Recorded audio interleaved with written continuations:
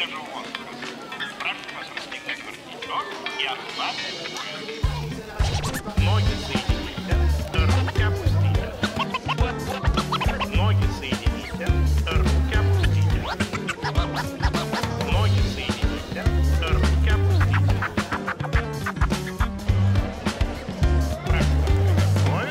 m'appelle Marie-Lise Fayet, je dirige donc le théâtre Victor Hugo, qui est une structure artistique de création et de diffusion pluridisciplinaire. Je défends les arts du geste au théâtre et depuis 5-6 ans de façon soutenue et affirmée. On est une scène des arts du geste en région parisienne. On défend effectivement les arts du geste dans une acceptation assez large.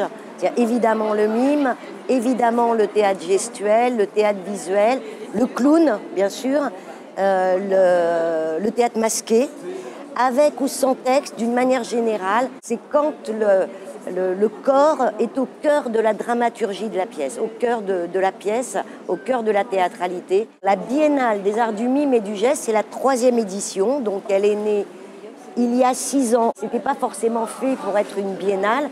Il y a eu un temps fort qui a été organisé au niveau national par le groupe de liaison des arts du mime et du geste à Paris, qui regroupe donc des structures artistiques et de diffusion de théâtre gestuel. 2 ans après, c'est devenu une biennale. Cette année, on est à la 3e édition.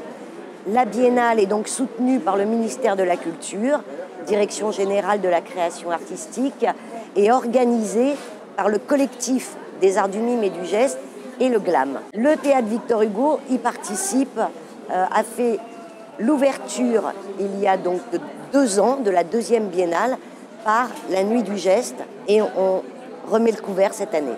C'est l'ouverture de la biennale et c'est toute une nuit consacrée à la diversité, à la pluralité et au dynamisme des arts du mime et du geste, actuellement dans un bouillonnement, une effervescence, avec à la fois les compagnies fondatrices, enfin les compagnies, les fondamentaux, comme le théâtre du mouvement, et puis des jeunes compagnies émergentes qui amènent beaucoup de dynamisme aussi et de vitalité, des compagnies plus emblématiques du renouveau des arts du mime et du geste, comme la compagnie Hippocampe, la compagnie Mangano Massip, la compagnie évidemment Cotillard, qui est un des maîtres.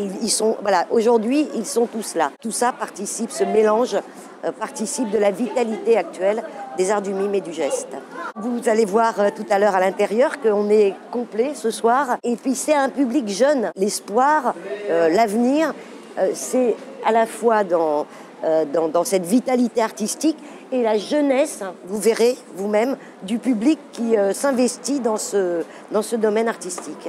On accueille évidemment la Biennale, donc là il y a une très grande diversité.